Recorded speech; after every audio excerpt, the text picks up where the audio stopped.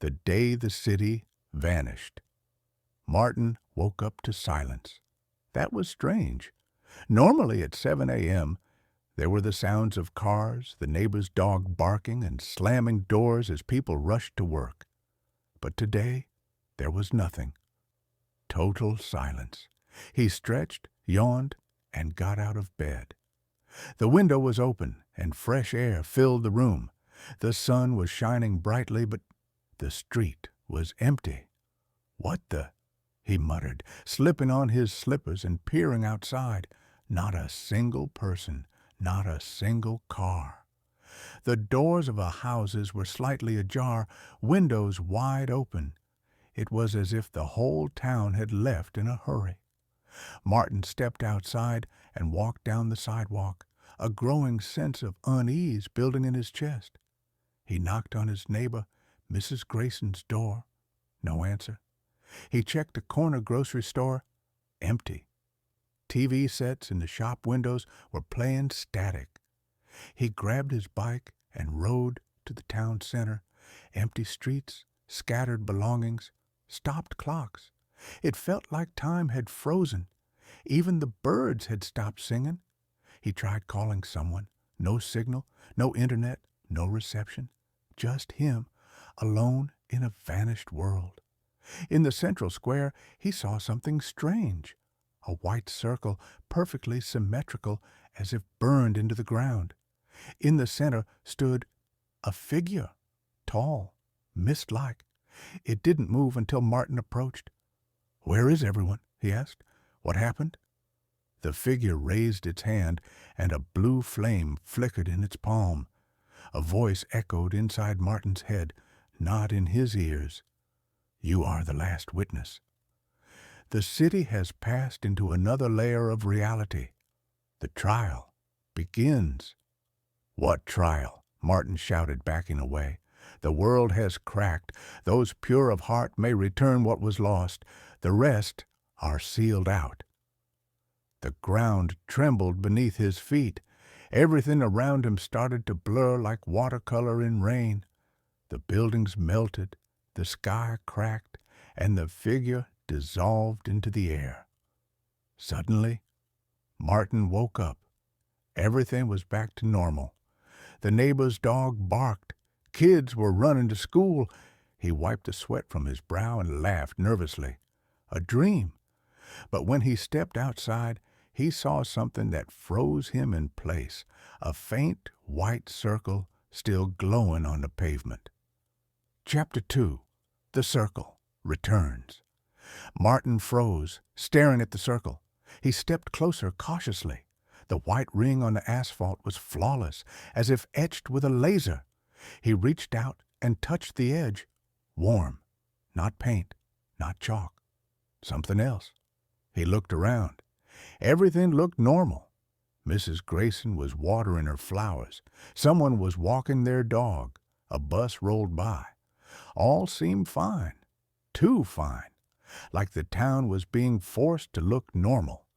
He tried to go about his day. Coffee shop, a walk along the river, a stop at the bookstore. But everywhere he sensed an unnatural rhythm beneath the calm.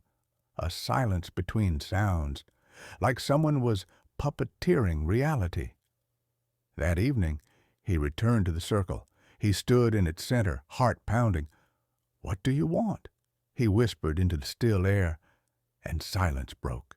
The sky darkened. The city froze. People around him stood motionless like wax statues. Birds hung mid-air, frozen. Martin spun around. Even the leaves had stopped. The figure returned. But now it was clearer. A tall man in a black cloak, his face hidden in shadow. "You have chosen the path of the trial," the figure said. "To restore the city, you must pass through the 3 gates." "What gates?" Martin asked, his voice shaking. The figure stepped aside, revealing a swirling portal, a warped mirror rippling like water. "The first gate, memory. You must face what you tried to forget. The second, fear.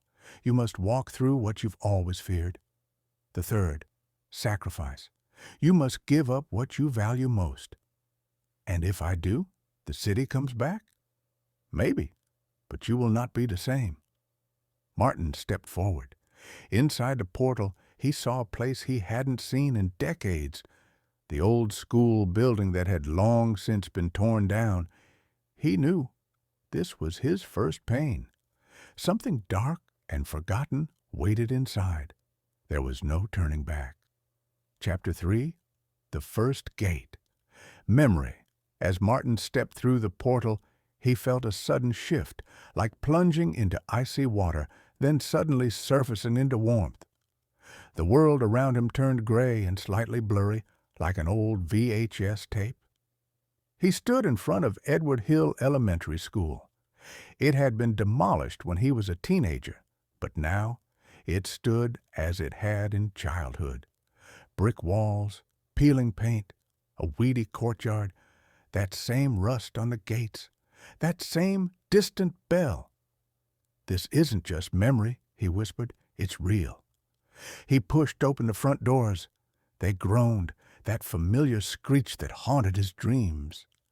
The hallways were long and dark, flickering lights pulsing with the rhythm of his heartbeat. Each footstep echoed. The floor was sticky. He knew exactly where to go. The old biology room in the basement. That's where it had happened, where everything changed. He approached a door covered in scratch marks. He was 10 when it happened. His teacher, Miss Cranwell, had always been strange. People said she was too quiet. But Martin knew better. She was something else. That day, she locked the classroom and told the children she would show them the truth beneath the shell of life. But only Martin stayed. "You were the first to see," said a voice in the dark. He flinched. The voice came from inside the room. The door creaked open on its own. A long table stood in the center, something covered in cloth. Shadows oozed along the walls. The air smelled of metal and salt. Martin stepped inside. The lights snapped off behind him. The cloth moved. "You didn't forget," the voice whispered. "You buried it, but memory lives. Time to take it back." He pulled the cloth. On the table lay himself, a small boy, his own face, wide-eyed, mouth open, blackness slowly dripping from it like ink. And then he remembered. He didn't walk out of that room on his own. He had begged for someone to come. He had been trapped in there for hours, forgotten. Miss Cranwell had whispered things in a language no child should hear. And then she vanished, and he had stayed, alone, in silence that cracked his mind. Martin screamed, a raw animal sound that echoed through the entire school, and then everything vanished. He stood again on a white floor, facing the cloaked figure. "You have passed the first gate," it said. "Now you carry memory not as a wound, but as a weapon. But ahead lies the gate of fear." Martin lowered his head. He felt weaker, but clearer. He was ready. Show me what comes next. ChatGPT может допускать ошибки. The Trial of Martin. Chronicles of an Absurd Life. Chapter 1. A Morning Gone Wrong. Martin woke up to the sound of someone banging a spoon against a kettle in his bathroom. "It must be Monday," he mumbled, slipping on one of his slippers. The other wasn't his, but it had eyes. In the bathroom stood a man in a judge's robe, staring at a towel. "You're under arrest," the man said. "For what?" Martin blinked. "For living a life that's too weird. You're summoned to the high interdimensional court." Chapter 2. The court. No one expected. The courtroom looked like a mix between a circus, a library, and a pizza place. The jury included an owl in glasses, a fish in a tank, a cactus with a tie, and a retiree named Valerie, who just came in to warm up. The judge, Madam Justice 3000, was half robot and entirely unimpressed. "Defendant Martin Graham," she began, "you are charged with time traveling without a license, converting shadows into sunbeams, teaching cacti how to play chess, siding with the fridge in its argument against the microwave." "I object," Martin shouted. "None of this is my fault." "Objection noted. Let's hear the evidence." Chapter 3. Witnesses for the prosecution. Witness 1. The fridge. "He told me I was smarter than the microwave. Then we played checkers using pickles." Witness 2. The shadow of a cactus. "He gave me a name. I'm called Timur now." Witness 3. A chicken from 1984. "He dragged me here from the past to test the flavor of history." "It was objectively tasty." Martin shrugged. The judge raised an eyebrow. Chapter 4. Martin's defense. "I call myself as a witness," Martin yelled. Another Martin walked out of the closet, wearing a spacesuit and a poodle on his shoulder. "I'm Martin, from a dimension where all conflicts are solved with dance battles," he declared. He began dancing. The cactus juror wept. "He touched my soul," it whispered. "Persuasive," sighed the judge, "but one final test remains." Chapter 5. The final trial.